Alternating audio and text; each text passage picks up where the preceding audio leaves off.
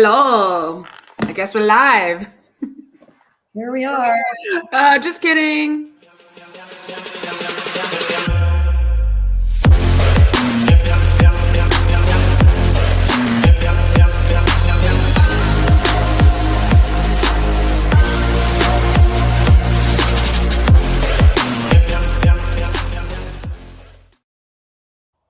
Good morning. I'm not gonna lie, I set the intro video to loop and I don't know why it didn't loop. I'm very sorry. But we are here and we're awake. Kind of. Yes. Kind of awake. Man, we I look as asleep as I feel right now. Oh, same. I mean, I just rolled out of bed and put a beanie on because my hair looks atrocious. So I washed my hair. I've not put on makeup yet, so I kind of look like I'm dead or asleep. But yeah, but I had enough time to put on an SFA sweater and make coffee. So that's all you're gonna get out of this girl this morning. Same. I got my tea. Look, it's the one of the mugs that you gave me a while back. Oh, that isn't the mug I gave you. I love you, latte. Latte. Aw. I do love you a latte. Okay. Man, oh man. So as you can see, we have a from the title of our episode, we're going to do two games today. I feel like that's kind of how the season will go just because of our schedules and how the basketball schedule is, because it'll be like a Saturday and a Monday, or in the preseason, or not preseason, when pre-conference, we have like a couple Tuesday games. There's a Thursday game coming up this next week with our MTE. And so it's just going to be a weird schedule if we try to do like one immediately it's going to be like so close together. So for our schedule's sake, we may be doing a lot of like doubles. Yeah, some combo episodes. Yeah. Unless it's a game that really deserves a lot of discussion. Neither of these really do. So gonna go ahead and give the disclaimer. I did not rewatch either of these. And actually, the Drake game, I only got to see like the last 8 minutes or so because I was working in Dallas for the weekend. And then from what I heard, it was not a necessary rewatch. So, no need to rewatch it just to talk about a not happy game. And I'm not being a Debbie Downer at all because it's the beginning of the season. Yeah. So I'm not upset about it. I'm just simply not going to dwell on it. No, it's we've learned over the years doing this podcast and just being SFA fans in general, just to like take the pre-conference games with a grain of salt, especially this so early in the beginning of the year. It's just, we used to get real upset about it. And now it's just like, come on. Okay. We're still, just let it roll off, honestly. And that's our advice to you, is just, if you're frustrated with how the season has started, it's only 3 games in. Like, hold tight. Hold tight. There are some positives. Don't worry. Like, there are some positive notes that we have. Not many, but they're there. So just strap in. So a couple housekeeping notes before we get started. First off, being that we want to do a Southline Conference Foodies episode, just like we did when we joined the WAC. So we want to do one for the Southline Conference. We never did one when we were still in the Southline Conference years back. So we want to do one now. So we have a bunch already for some of the schools that were in the WAC with us, and then now we're in the Southland. So we don't need recommendations for food in the cities for those places. But we do need recommendations for the food that we'll talk about for the following school areas. Okay. So obviously, most of these are going to be all of these are in Texas and Louisiana. There's nothing outside of that. So hopefully we'll get some people that are listening or watching that can give us some recs for these. So listen up for Texas people. And this one's going to be hard because it's Houston. So Houston Christian. Obviously, I'm a Houston girl, so I'm pretty familiar with the area, but not necessarily with the area that surrounds Houston Christian specifically. So Houston's a big place. We know that. And the food in Houston is phenomenal. We know that as well. But maybe just if you're from that area in Houston Christian, AKA Houston Baptist, maybe just around the school area would be great if you can give some recommendations for that. The next one is Incarnate Word in San Antonio. Again, huge city. We get that, but maybe just kind of focus on food and bars and stuff around the campus. Okay. Next, A&M Corpus Christi. We're going to be looking to you, Caitlin, because she is down there right now. We'll have to message her and ask her for some recommendations in the Corpus Christi area. Again, it's a larger city, so just right around campus. And then the last one is, well, now it's called East Texas A&M, but A&M Commerce in Commerce, Texas. If you are from the area or go there a lot and are very familiar with that city, please give us some food and bar recommendations. Next, moving on to Louisiana. If you're from Louisiana and you're from the Lake Charles area, again, another larger city, please give us some recommendations for food and bars in McNeese and around McNeese, which we've gone. Last time I went to McNeese, didn't we go to like a really cool bar and food place after a game? I remember sitting outside. It was like cool. Yes. Yeah, we did. Okay, we need to remember. I bet if I did some Googling, I could spark my memory. Yeah, it was. They had like really good food and good drinks. We need to find that. Okay. The other one, again, these are so hard because some of these are such big cities. The next one is, of course, University of New Orleans. It's in New Orleans. The whole city is amazing. We get it. Right. But if you know anything near that campus area, because correct. Yeah, exactly. We'll ask Jackson because that's his alma mater. So yeah. Next one is Nicholls State in Thibodaux. Again, we know Louisiana has amazing food everywhere, but if you know some really amazing places right there in Thibodaux, hit us up. The next one we could probably handle pretty easily because we go to Northwestern all the time in Natchitoches, so I think we're good there. We won't need any assistance on that one. And then the last one is Southeastern Louisiana in Hammond. So any recommendations that you can give us, please DM us, hit us up. If you have our number, text us in terms of food, bars, etc. around those schools. That way we can do our food episode for the Southland Conference before conference starts. Mm-hmm. So yeah, hit us up. Appreciate it. All right. That's the end of my housekeeping note. So let's just go ahead and dive in. That way we're not here for forever talking about these two teams and these two games. Because like Jacqueline said, there isn't much, but we will find some positives within the dog poop. So let's just dive right into, first we'll talk about Drake. All right. So Sunday, November 10th, we played Drake at the Drake Knapp Center in Des Moines, Iowa. Background info here. Drake University is a private university in Des Moines, Iowa. They're D1. The program is best known for making the 1969 Final Four, which I did not know.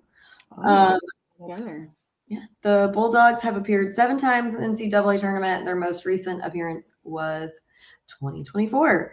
And we did play them last season. We've actually played them twice before this game. Going into the game, we were 2-0 against them. Last year, we beat them in the Cayman Islands Classic 92-68. In 2009, we beat them at Drake by 2 points. Man, I know. And we talked about this in the preseason episode. I was like, I just had a feeling that they were going to, again, we played them on neutral territory the last time. This time we were going to Drake, and I just had a feeling they were after some revenge and blood there. So I just had a feeling, man. And I think they had a new coach and pretty much a mostly new team. So it wasn't even really the same group that we played, you know? You're right. It wasn't. I think the only, I made a note of it. I think there's only one guy, the only returning regular player. So meaning like, I guess the only returning starter was that Ferguson guy. So that's just interesting to note. Again, but I regardless, you know that they were building up for this game in their locker room the whole week, just saying like, they beat us the past few times we've played them. Like, let's, draw some, that's how teams are. Yeah. All right, moving on. All right, so we'll just dive into the game notes. For starters, we had Cece, Nana, Matt, Miles, and Clayton. We did, in fact, lose 66-51. Their attendance there in the NAP Center was 2,627. And we'll zoom. Oh, here we go. Kyle, I hope this shows me coming through this time, since StreamYard said there was some kind of bug, but I wish I had some PTO so I could come to NAC for the ACU SFA game right before New Year's. Love you guys. We love you, Kyle, and it does show your name this time. Yay. It does. And, we would love to see you, bud. If there's a time you can come down and hang out and see us, at some point next season. I mean, if the WAC is playing somewhere in Texas and you have time, or we can meet up halfway, we would love to see you. We love you, man. We would love to catch up. Love. And anytime you want to come on the pod and talk about maybe the ACU SFA game, we can chat, Yeah, that would be a good one. I agree. Yeah. Special guest. All right, so I'm going to zoom right into Sean Kennedy's stat section. Our field goal percentage was 38.78%. Three-point percentage was 33.33, which is pretty good. Free throw, 53.33%. Points in the paint, we had 24, which of course we know is not really where we want it. Points off turnovers was 12. Second chance points, only 2. Fast break points, only 4. God. Yeah, bench points, 18, which is a little lower than it has been the, past games. Total rebounds, 33, 15 offensive boards, and 18 defensive boards. We had a little bit better. It's a little bit more equal, what I was trying to say. Yeah. I mean, I like that. 22 fouls, which is right on par for us. All right. We had 19 turnovers. They had 17 turnovers. We had 7 steals and 2 blocks. For the game leader, I only listed 1 because we only had 1 player in double digits and nobody else really close. Was Cece with 14 points, 8 rebounds, and 2 steals. Yeah, and I agree with Jacqueline. She listed her player of the game as Cece. So yeah, he led in points and rebounds by a long shot. So yeah, the only other person I would give a little bit of not recognition to, but the only other person that I would have made some sort of comment to would be the next closest, which would have been Keenan, with 8 points. He only played for 10 minutes and he scored 8 points. I mean, that's almost a minute per point per minute. So, and he was 3 for 3 with his free throws. He made his only 3-pointer. He made it. So that would be my only other recognition moment. But yeah, CC far and above held us in that game for as long as physically possible, which I appreciate. Real quick though, before we talk about feats of strength, I passed over the Southland Conference standings. So it's still early, obviously, in the year. Most teams have only played 3 games. There's a couple that have played 4. But as it sits right now, we are tied at the very top of the pack at 2-1 with UIW. So yay us. I think we'll last there longer than Incarnate Word. Chances are very good. Yes. At least there's that. Yeah, no, 100%. I will say though, everybody has won at least 1 game in the Southland. So I'm very proud of everyone for at least winning 1 game so far. Some teams have won more than others, but so far, yeah. And then let's see, we're at McNeese's, they're at 1 and 2, but again, I have a feeling their schedule is a little bit harder than ours. Just a smidgen, and this is again why I'm glad we don't have resume seating. I mean, they played Alabama and they only lost by what, 8? Yeah. Yeah, dog, dude. Dad texted me that, and I was like, "Ooh, that's very concerning for us." Yeah, and guess who they play next? I don't know. North Texas. They're gonna play Luttrell's team. That'll be interesting. Oh my goodness. Yeah. So, yeah, Kyle, we'll talk about how bad the WAC sucks this year. We'll let you take that one. Yeah. We can also talk about will there be a WAC next year because it's looking bleak. Unsure. Anyway, okay. So moving right into some strengths. You lead it off because I really didn't even get to watch it much. I know. It's okay. So the majority of the notes I have for the Drake game all came from the first half because honestly, the second half just wasn't. I mean, there were moments of good in the second half, but really the first half is where we shined. And the second half, it kind of just fell apart there. And we stayed in there, like I said, as long as we possibly could. But anyway, so the couple of things that I wanted to note were we had some really good opportunities in the first half with Matt and Nana. They hit threes, which were great. Great morale and team boosters in those moments. And this is where I talk about Keenan too. Keenan had some really great, again, he only played for 10 minutes, but he had a nice little mid-range jump, which we've seen before. He played some really good defense while he was in there. We had a lot of forced turnovers. Like we forced a lot of turnovers. That's where when Jacqueline mentioned those 17 turnovers that the other team had, a lot of those were forced turnovers, 100% from our defense. Of course, Miles played amazing in that first half as well, too. A lot of great drives to the baskets like we've seen him do already. And my only note for CC was what I always call him is just a bad man. He's just a bad man. He is so athletic, just like Miles, and he can just literally pummel through anyone and, do a nice little layup at the basket or play some really, really good defense and cause some issues and some disruption. And then there was there was a sequence where Matt had like multiple points back and forth. I mean, he was continually driving the ball, and he was making layups and points back and forth.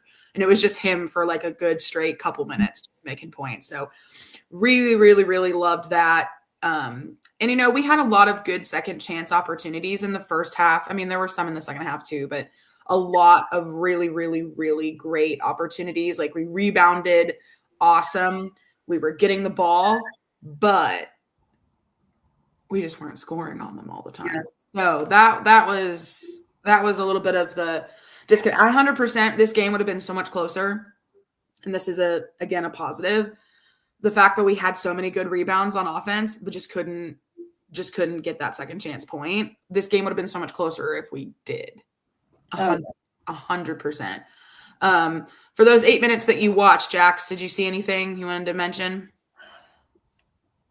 Not really. Only because I'm not saying the guys didn't do anything good, but I'll explain when I get to the grievances. Gotcha. So a couple programming notes from this game. Still no Keon. Obviously, he didn't play this game or LeTourneau. He's still dealing with hamstring. And so hopefully, maybe we'll see him for the MTE this coming week. I doubt we'll see him versus Arkansas. He probably won't even travel, to be fair. If he's still not playing, then I doubt he would travel. And yeah, so the only thing about Drake, the only returning regular was Ferguson, which they mentioned on the feed. Chris was playing a lot of point guard. I think right now that's until Keenan comes back. I feel like it's going to be kind of up in the air who plays point guard, just depending on who's in. And then appreciate them for having us listed on the scorebug as Stephen F. Austin. Thank you very much, Drake. Amazing. Thank you very much, Drake. I'm assuming that was a Drake thing because for gosh darn sure that ESPN did not do that. Yeah. And it's just so irritating because frickin' Texas A&M Commerce changes their name. 2 seconds later, updated. It's perfect on every scorebug, everything on ESPN app. It's perfect. East Texas A&M. Like, how hard? I don't understand. I don't get it. Just put S, three letters. It's as easy as ABC, SFA. It's not hard. And I do think Stephen F. Austin would fit, but if not, SFA. Like SFA or SFASU is 10 times better than SF Austin. God, dog. So yeah, those are a couple of my programming notes about the game itself. But yeah, I mean, looking at the stats, it's pretty obvious that it just wasn't a great showing, especially when you look at the breakdown between halves. I mean, it shows in the second half that we did better percentage wise, but that's because we didn't take as many shots. Right. It was just, yeah. Their defense really kind of shut us down in the second half, and it was. We can move on to the grievances. Hold on, let me pull up the video. One sec. I keep forgetting to do that. Entree into airing of grievances.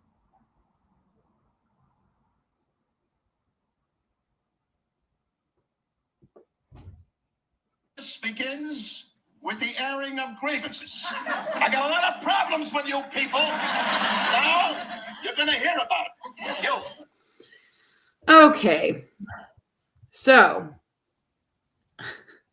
where do we start?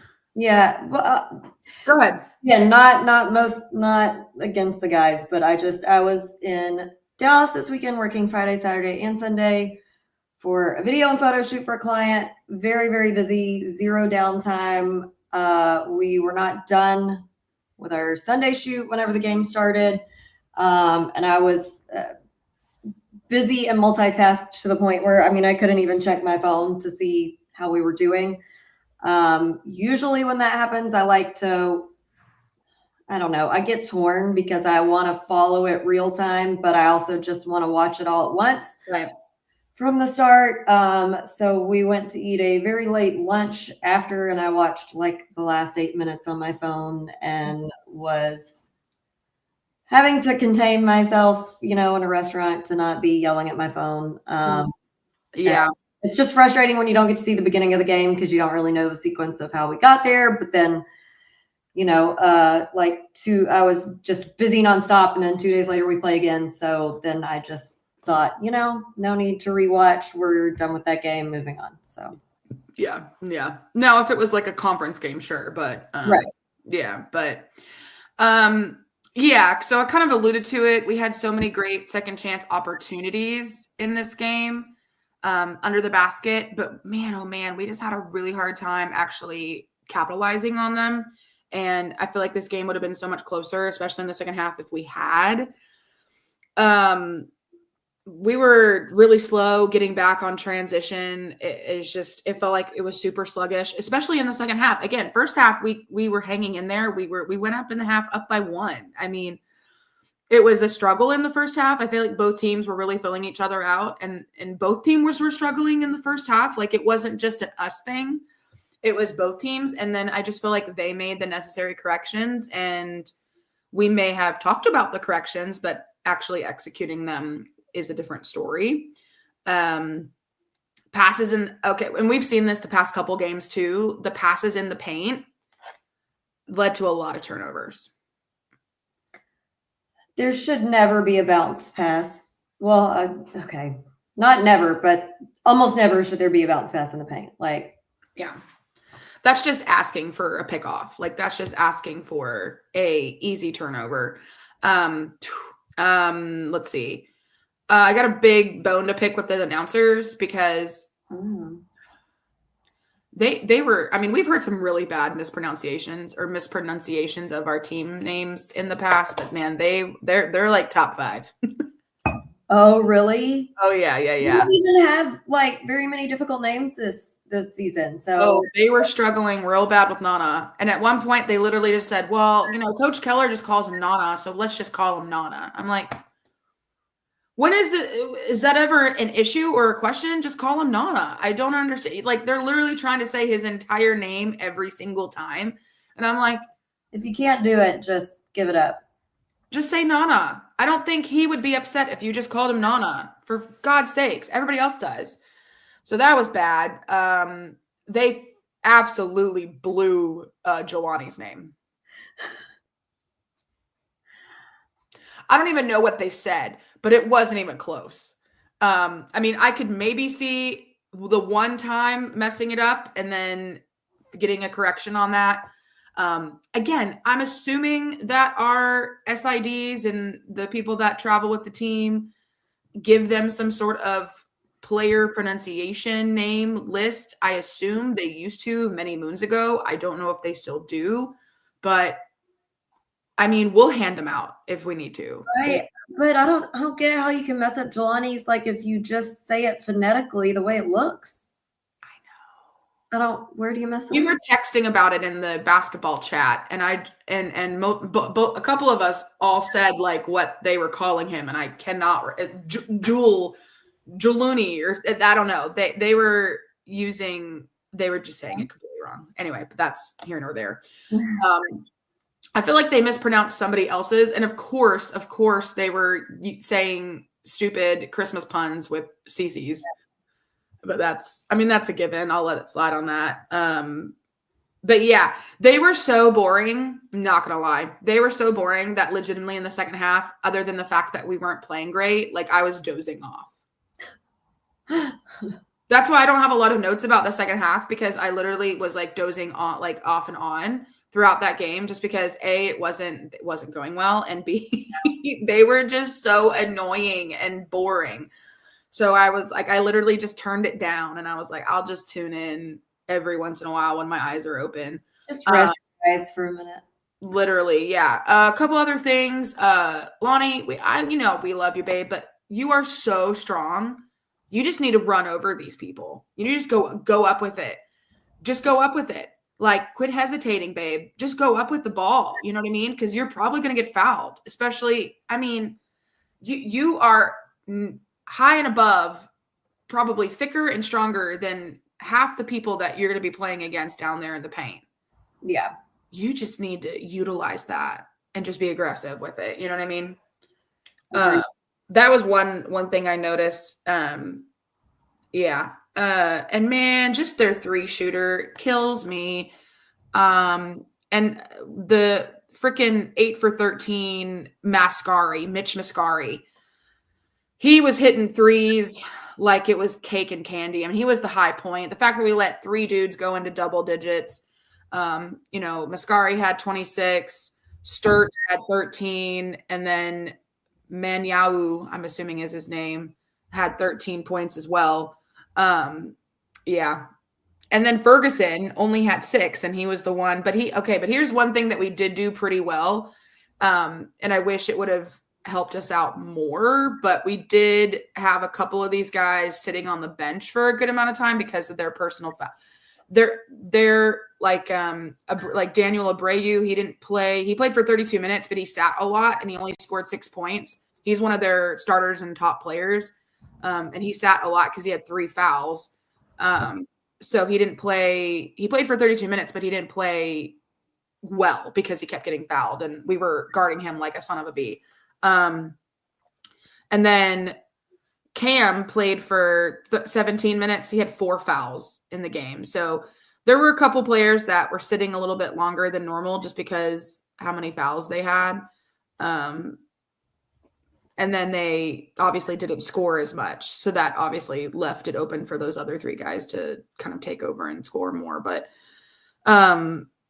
yeah, main thing that I could say here is, I mean, when you got a team shooting, where's it at?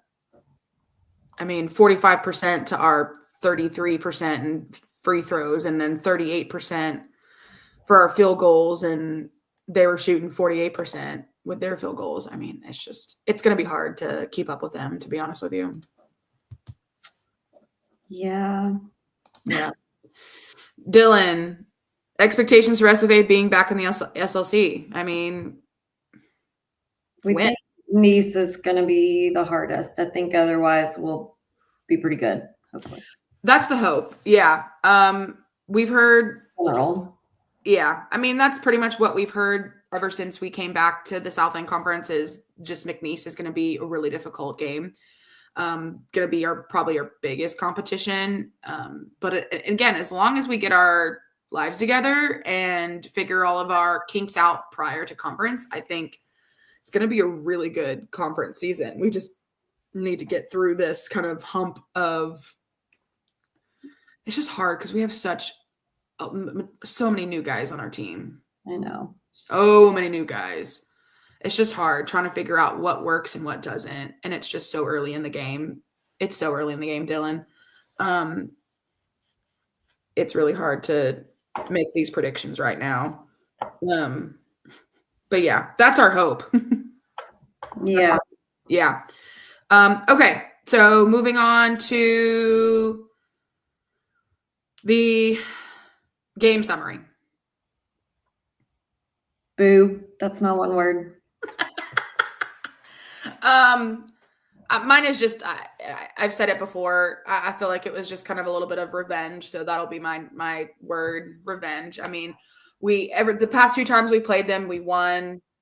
They were looking for, to steal a good home game win versus a good mid-major team, and they did. So, I mean, what are you going to do? What are you going to do? I knew some of these road games were going to be difficult just because, again, this is the first time this team is playing together on the road like this. And we're still trying to figure out our freaking lineup. So It's going to be hard. It's going to be hard. Okay. I'm going to move on to LeTourneau. Yep. All right. So LeTourneau University is a private interdenominational evangelical Christian university in Longview, Texas. They are D3. Going into this game, we had 9 wins and 0 losses in our matchups with them. Largest margin of victory was 93-40 in 2022. Smallest margin of victory was 80-70 in 1981. And the last matchup with them was the largest margin of victory in 2022, which was 53 points. Yeah, I think just for game note purposes, I feel like because we won in 2022 versus them by 53 points, I feel like that's what the expectation was and kind of should be. I was going to say, as it should be. As it should be going into this game on Tuesday. And the fact that it wasn't was a little concerning. Very concerning, because it wasn't even like we'll get into it, but the final score was not indicative of what the entire game was. Nope. Which, even if it was, like, that's still not as much as we should have won by. But anywho, here we go. Nope. Notes. Our starters: Cece, Nana, Matt, Miles, Jelani. We did win 87-68, so by less than 20 points. The attendance was 1,480. Sean Kennedy's stat section are,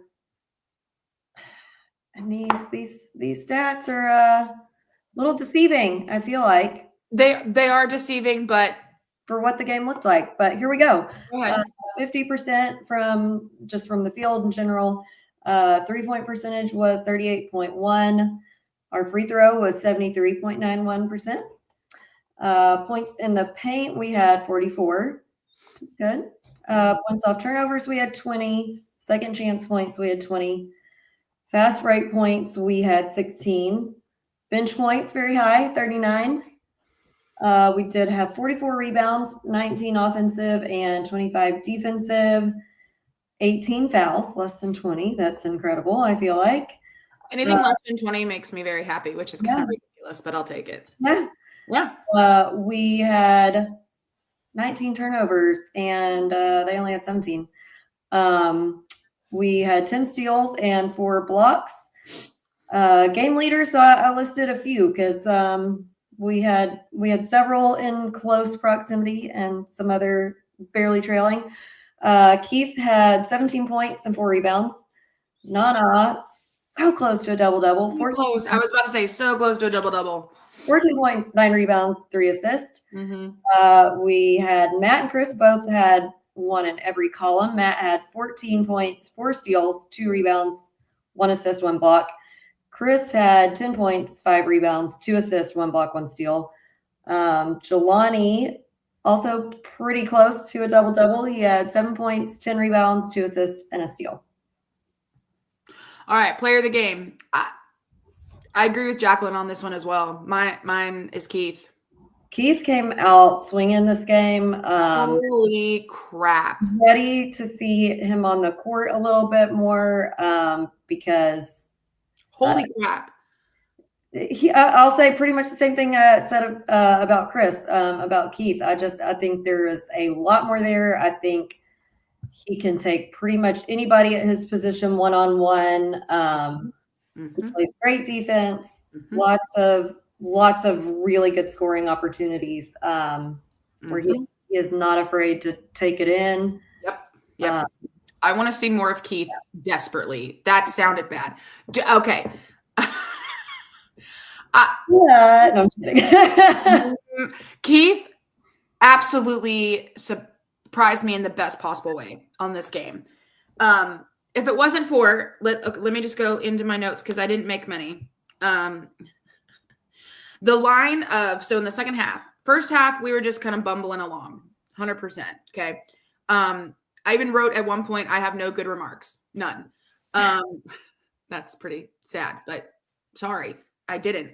But when we got into the second half and we really kind of started putting 2 and 2 together and, actually leaving a group of 5 out there for an extended period of time, the line, I call them the line, but the line of Matt, Cece, Keith, Jelani, and Davion killed it. Yeah. They are the reason why we won this game by as much as we did.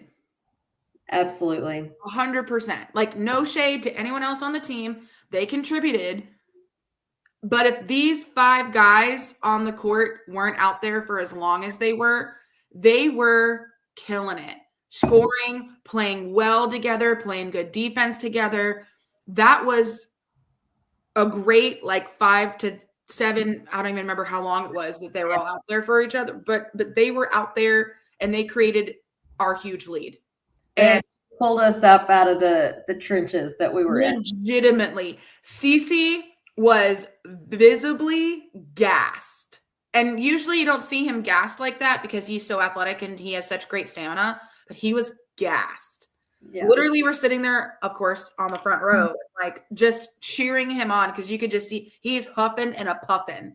And he's staying out there and he's killing it for his team. And I'm like, Cece, at the end of the game when they came over and got hugs and stuff, I was like, Cece, you killed it. Like, you and Keith, each of those 5 guys, I specifically said, you won this game for us. Keep that energy up. Yeah. Because without them, again, this game would have not have been as big of a lead as it was there. That's why we keep saying that the score and the stats are deceiving.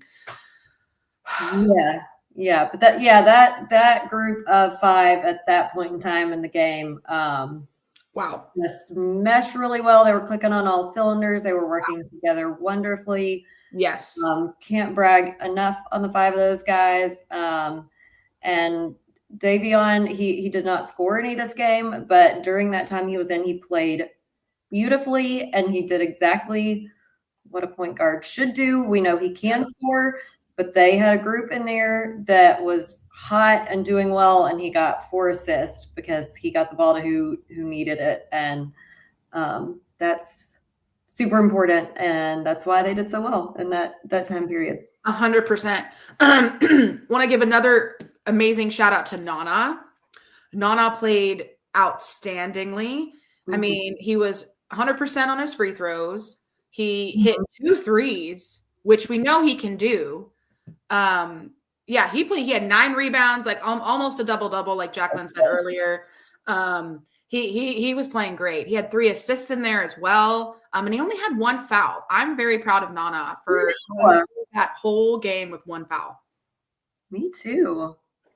There was a couple guys that only had 1 foul, which normally they're in foul trouble. Right. And so I'm very proud of them. Another one is Jelani, only 1 foul. Miles, only 1 foul. Let's see, who else is normally a foul machine and kind of kept it on the min? Actually, Dom had no fouls this time.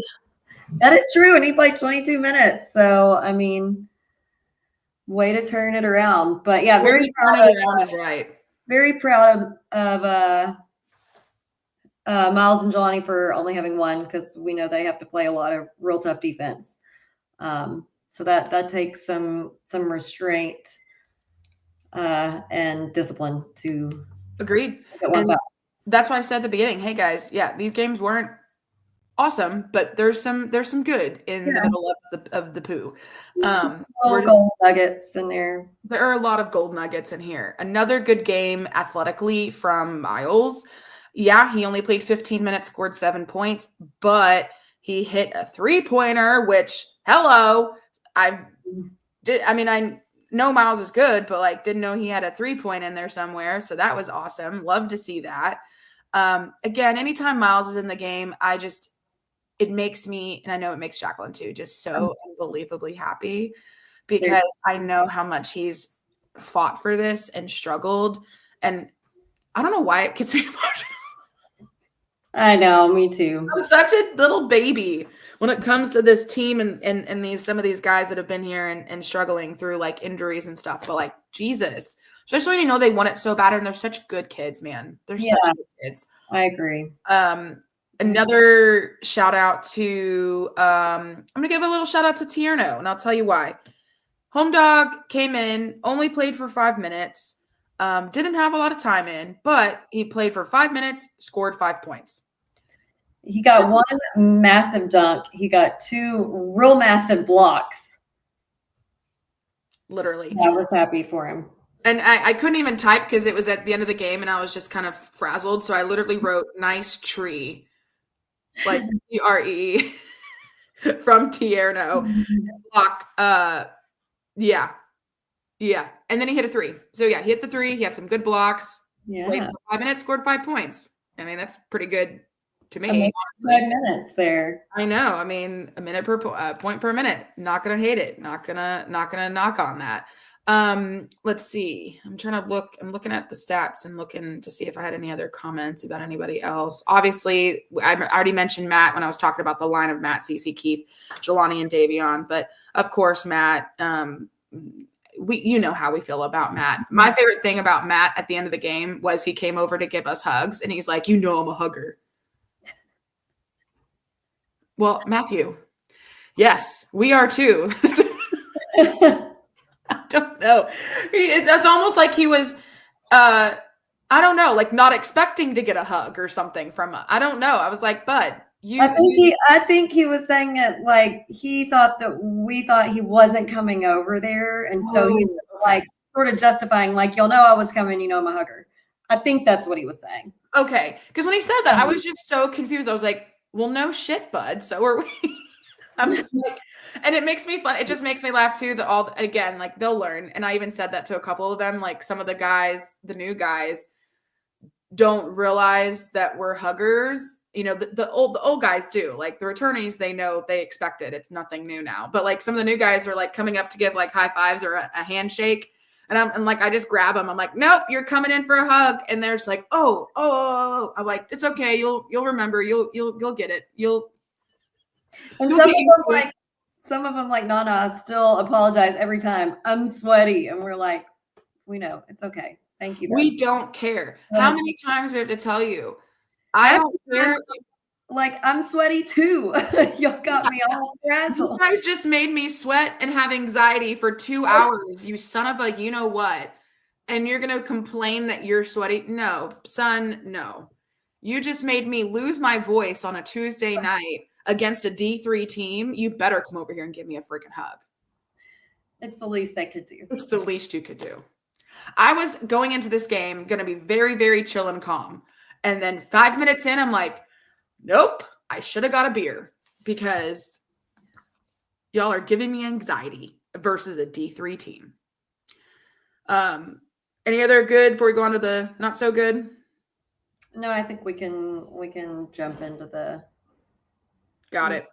Let me re-pull it up. I just had it. Hold on now. Okay. Here we go. The tradition of Festivus begins with the airing of grievances. I got a lot of problems with you people. Now, you're going to hear about it. First grievance is that Keenan injured himself We don't know exactly what or what happened. We do know that he left in an ambulance, and that Dr. Randall just said no bueno. So I am so worried about that. I know. I hate that so much, especially because it's so early in the I season. know. And he was playing so good the times. So well, especially as a little freshman, and he was so sweet. He's such a good kid. He was so sweet to us. He's such a nice kid, good team player, very athletic. He's so personable. So let's cross our fingers and Please send all pray for the Keenan and hope it's a good yeah. prognosis. I mean, if he has to sit out some, like I said earlier, especially with Keon, it's better to do it now in the beginning of the season than, during conference. I hate people sitting out in general, but And you know what? If it's something that is gonna prevent him from playing most of the season, I think it is still early enough to redshirt. Obviously, that'd be worst case scenario, but right. I do still think it's plenty early enough to do that if that's the case. Yeah. And it's better that he has the resources at SFA that he can get the treatment he needs. Yeah. And if it requires surgery or whatever, he has all of those resources, and he has everyone here to support him through surgery and recovery and getting back on his feet. I feel like after Nana's injury, every time we see someone down like that, it brings up bad memories, and it just hits home harder too, because especially with the fact that you just don't know. And when you get close to these guys and like you meet them and they meet you and you get on a personable, level with them, it's just hard to see them go down. I know. Now you're gonna get me emotional. I felt so bad for him when he first left, because Jamal's wife was sitting beside us, and we saw, obviously we didn't think Dr. Randall was gonna send him off on his own, but we saw him take him down the hallway, and then he came back out and went out the other exit, and we're like, did anybody go with him? Which I'm sure Dr. Randall went and got in his car and went with him, but still, like, I know. Think about an 18-year-old from Canada this far from home, doing something he really wants to do and then hurting himself.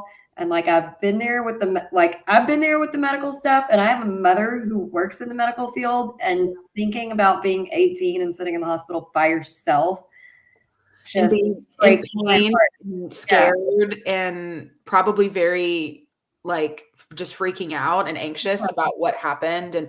But I did figure out, and I think that the strength and conditioning guy did go with him, because he didn't come back out on the bench. And we just still don't know these new guys, so it's kind of hard to decipher who's came back out, but who's there and who's not. So it makes me emotional too, Jacqueline. You're not alone. You know how much of a emotional person I am. That just breaks my heart, because there's so many factors that go into that. And like, can you imagine at 18 being in a different country, sitting in the hospital, like in pain and scared, and like, I mean, I'm a lot older than 18, and if I'm in the hospital, I want my mom here. I don't want anybody else.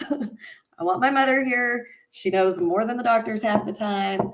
Like, that really sucks. It really does. And again, we'll check on his prognosis, and just try to get an update as soon as we can in terms of what it's looking like. And you'll know, when we do. So as far as we can tell you. So I just keep little Keenan in your T's and P's, because it sucks for him. It really does. It didn't look great. I'm just going to be honest. If you weren't watching the game, or if you weren't there, he was in major pain. And I missed what even occurred to cause the injury. Like, I don't even know exactly what happened, because it was kind of a delayed reaction, I think, on the part of everyone, that he had actually gotten hurt. So that's what's making me hope maybe it's like a really bad, like high ankle sprain or like a small fracture. I don't know. And that's the thing. Like, I don't even know if it was leg or foot related. I was under the impression it was like torso related. Like, Assuming because that it seemed that he couldn't walk off and was like favoring one leg over the other. That's what I assumed at first. But then when he went and laid down, and then where he was like pointing to was not his leg. It was like his lower back torso area.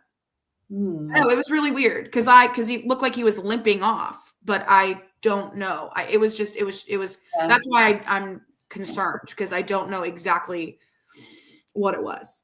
Unclear. So I know. So hopefully, again, fingers crossed. That is definitely the biggest grievance of this game, other than the score. Yeah.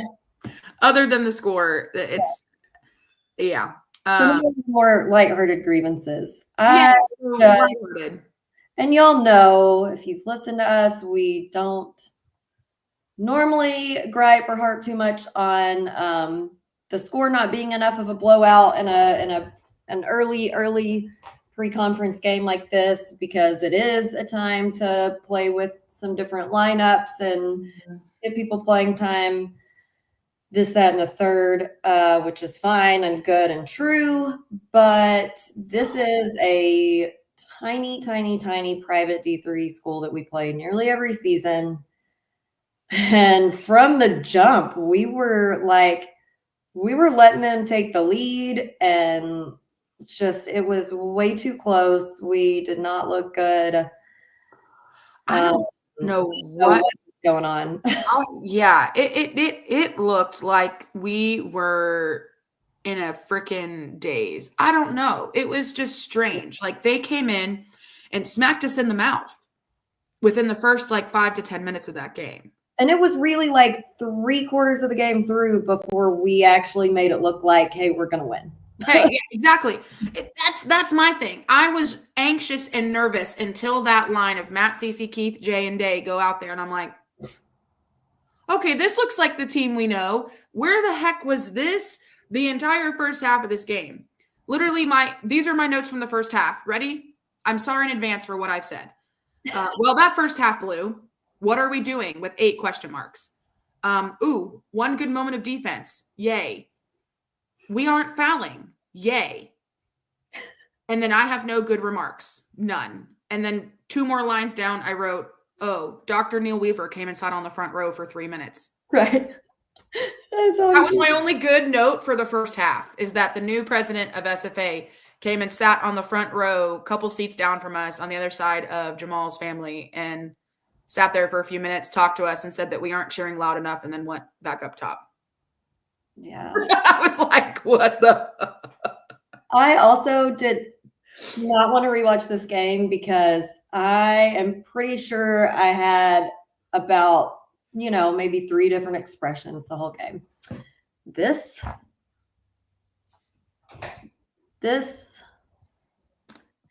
or just resting bitch face and like holding my temples, like, what's happening? Oh, I guarantee you mine were just as bad, if not worse, than yours. I'm surprised we didn't do a surrender cobra at some point.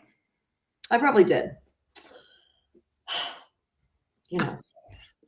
I mean, literally, I'm just resting on the ledge. Like, yep, that was me pretty much every possession. Like, when things are bad, when I turn sideways in my chair and I'm like looking down, not even at the court. I'm like looking down off into La La Land, and just trying to make eye contact with someone else. Cause I'm like, I can't even look at you right now. Cause I'm going to say something I'm going to regret. And so I can't even look at you right now. Yeah, I don't know. I don't know. Again, we're not saying anything that these boys probably didn't hear in the locker room at halftime and probably heard in the locker room post-game. And again, I wouldn't be as critical if this was like, I wasn't even this critical when we played Drake, because I was like, okay, it's Drake. It's really good mid-major team. Like, okay, I knew that was going to be a hard game. Yeah. This is a D3 team. And you know what? shout out to LeTourneau. They have clearly done their research. They have clearly improved upon their basketball program. They have some major talent there. Shout out to them. I mean, their 3 shooters were on top of it, dude. That one kid that kept shooting the elbow 3. Yes. Baseline corner. I was just like, at what point are we going to start guarding this guy on the freaking elbow and in the corner? Literally, Jelani's dad behind us just kept saying, like, guard the corner. When are we going to figure this out? I'm like, I turn around, I'm like, great question. What are we doing over there? And I don't know if like maybe just lightning struck and that was the best game they're going to play all season or what, but they really did look pretty decent. And that kid from NAC was pretty darn good. I'm going to say now he was very fast. Even though he was very small, he had quite a jump. I mean, he had this like beautiful little like floating jumper where he just like hung in the air for a few seconds. And I think that's one of the reasons that the lineup with Davion and did so well to give us that little spark back into action because he was the best defensive matchup for that kid on our team by far. I agree.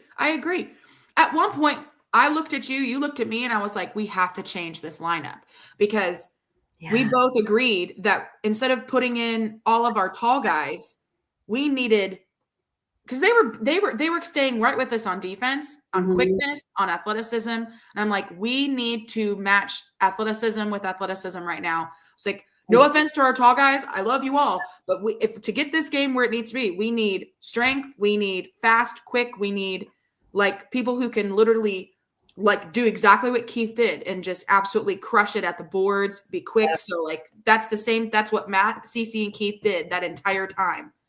And you had Jelani playing good defense and getting rebounds, and you had Dave bringing the ball in as a good point guard. That's why we did what we did in that time period. Yeah. Like, go small, fast, quick, athletic. That's what we need right now. And finally it worked. Yeah, right. We worked so hard to get these big guys to hang in there with the teams that have, a bigger lineup, but they just weren't. And that's why we say so often, the best combination for each game is going to be totally different. It will be. And for that game, we needed more speed than size. 100%. Because those LeTourneau kids, they were quick. They were on it on defense, and their passing. Yeah, they looked good. Was good. Yeah. I mean, they were making us look like we were the D3 team. Yeah. A few times for sure. And I'm just like, what's happening, babe? What are we doing? Like, remove our heads from our rectums and figure it out. Anyway, okay. Well, we finally did, but We got it together. We won by whatever it was. 19. The fact that it wasn't even 20 makes me. I know. That's why I said less than 20. And last time we won by 53. Yeah, that kind of just makes me want to hurl. But we still won. A win's a win. I'll take it. Bright point is we had pretty great free throws, actually. So I will say that one more time. Our free throws were pretty darn good, which there were times that in the season that they weren't. So I'll let that slide. I mean, if 74% basically free throws, I'll let that go. So that'll be the last thing I say. But okay. So one word to describe the game, Jacqueline Noel Parton. Phew. Phew. I was never really worried we were going to lose, but I was just, what are we doing? Like, we're going to win, but it's not going to be pretty. It was an ugly, you know what? Definitely an ugly win. I'll say that 100%. I know a lot of people are like, wait, hey, win's a win. I'm like, It is, but some are better than others. Right. So I'm gonna say I'm gonna say ugly. It was ugly. we figured it out. We got it together towards the end there, but God bless. Could you imagine if we would have had that figured out throughout the entire game? This would have been a whole different story and a whole different podcast. But yeah, who is right? Anyway, so moving on, game over. That's done in the past. We've talked about it. We've ranted about it. We've grieved about it. And now we are moving on. So what's coming up tomorrow? Tomorrow, the guys are playing at Arkansas State. I think the game's at 2. Yeah, it's in the middle of the day. And I'm going back to our basketball chat. I love this. So Arkansas just played Alabama, and Alabama barely squeaked out a win. Alabama won 88-79. So this might be a tough game tomorrow for us. Yeah. I say might, I mean most def. Well, Who knows? Who knows? Who knows? Depends on how practice went this week. Who knows? But yeah, it looks like Arkansas State can hang in there with the big boys. So, anyway, so that's what's coming up this weekend. And then, of course, moving on to next week, we have our Axum Classic that's happening next week but on Thursday, Friday, Saturday, those 3 games in a row. So that is something to look forward to. If you're wanting to come to Nacogdoches and have a couple days in a row of just great little basketball, highly recommend coming in for that, or at least a couple of the 3. So Presbyterian will be on November 21st, which is on Thursday. Then we had Monmouth on the Friday, which is the 22nd, and then Youngstown State on Saturday, the 23rd of the Axum Classic. So really excited for that. It's presented by eTech, and it should be a really cool little MTE that we're hosting for the first time. So really excited for that. And Jacqueline and I have little eTech hats that we'll be wearing, courtesy of Matt Rocco and eTech. But yeah, it should be fun. Should be a good time. Come on out. We would like to have some people in the stands since we finally get to host a tournament. Yeah, no shit, man. I know I'm going to have to figure out Thursday because obviously Thursday is usually my trivia night. So I may have to go to trivia for a little bit and then come for the end of the game or something at half. I don't know. It's hard for me to just completely fuck off trivia. Sorry for the F-bomb, but anyway, I'll figure it out. I'll end at the game, obviously, and then go back to trivia or something because it'll be done before trivia is over. So we'll figure that out. No big deal. Okay, cool. So that's what's coming up. Looking forward to watching the game tomorrow, Arkansas State. I would have loved to have gone. There's just too much going on. Yeah. There's just so much going on. Tonight, Jacqueline and I have the SFA Alumni Awards banquet. I guess you call it a banquet. So that'll be what we're doing tonight. So soon Jacqueline will be packing up her little car and coming to Nacogdoches, and we're gonna be getting all dressed up and looking pretty tonight. All snazzy. I'm actually going to get my hair done. Ooh, fun. Well,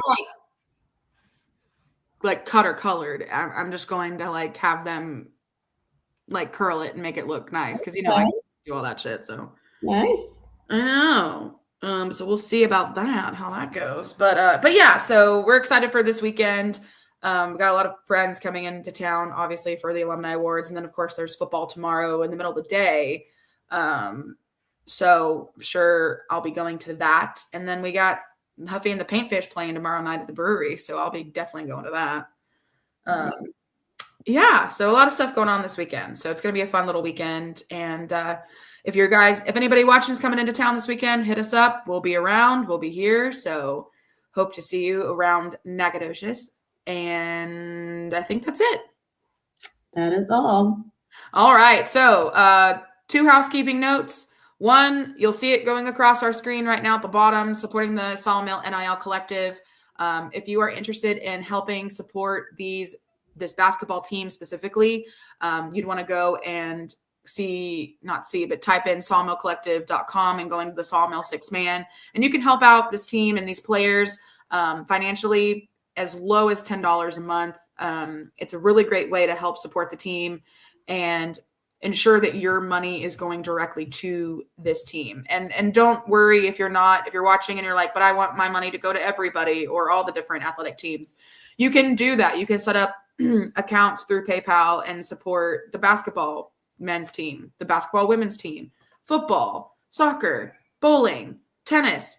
There are NIL collectives for pretty much every athletic team at SFA. So if your passions lie in helping athletics in general, they have that. So, but this way you can guarantee that the money that you're giving is going directly to the players themselves and not necessarily towards like equipment, which you can do both. It's totally fine. But yeah, so really excited to continue helping support the Sawmill 6-man. And, that's something that is very passion project for Jacqueline and I is ensuring that these guys have gas money and food for groceries and, send this money to their families to help them pay bills and things like that. So a lot of this money they don't even keep, which I think is really cool. So really enjoy helping support them. And then the last little housekeeping note before we leave you is, of course, My Plates. You want to be cool like Jacqueline and I and have amazing SFA vanity plates. I couldn't think of the word vanity plates. Go and head on to myplates.com. So if you go to www.myplates.com/lumberjacks, you can go and check out all the cool opportunities and different levels to support the lumberjacks. So whenever you go on and purchase a plate, whether if it's 1 year, 3 year, 5 year subscriptions, you can do background only, you can do background plus personalization, which Jacqueline and I have. A lot of that money, a big chunk of it, like 50% or so goes back to SFA Athletics. So it's a really cool way to support the athletic department. And in the meantime, you get a really cool plate on your car. So the holidays are coming up. I think it's a really cool present. I know that my first vanity plate ever was for Christmas, and it was an SFA vanity plate. So from My Plates that my parents bought me when I was still in school, and I really, really loved it. And so, consider giving one for Christmas. You got a lumberjack in your life. You're like, I don't know what to buy them. I think it's a cool present. Totally. Yeah. I'd be ecstatic if someone got me a vanity plate for even just a year. Yeah. Yeah. And the year subscription really isn't that much, especially if you're, I'm on a budget. Totally. We get that same. So the year subscription really isn't that much. And plus you can get a $50 rebate too. So that helps too. So support your lumberjacks and get you a My Plate. Perfect time of year to be looking at it for a gift option. 100%. And of course, if you're also looking for other gift options and some more SFA gear, head on over to our lumberjack. I wouldn't call it a lumberjack. I would call it the Pardon Me, Alex basketball merch store, but there's other sports on there too. But we have a bunch of stuff on there. We're actually thinking of adding a couple more designs. We just thought of them the other night at the game. When the game is going kind of wonky and haywire, it gives us time to think about other things. So we thought of some other additional designs we're probably going to add on there very, very soon. So be looking out for that too. Just got to find time to design them. Maybe on Sunday. I don't have much going on. Anyway, all right. That's it for me and other housekeeping items. Jacqueline, you got anything else? No. Scotty says, Axum Jacks, everybody. Sorry, he has really bad resting bitch face, but he's a sweet boy. He is the sweetest boy. If honestly, if I could guarantee that my cat was as cool as Scotty, I would probably have one. He's the most chill little dude. He kind of blends in with you. You can't really see him until he looks up. There you go. There he is. Oh, sweet boy. All right. Hope everybody has a wonderful day. You enjoy this amazing fall weather that we've been having. I'm so excited for the cool weather. I want to have a fire pit so bad, but obviously there's not enough hours in the day, but to do it this weekend. But yeah, have a good night. Have a good weekend. Hope to see you in Nacogdoches for some SFA events this week. And as always, Alex and Jax. With Alex and Jax.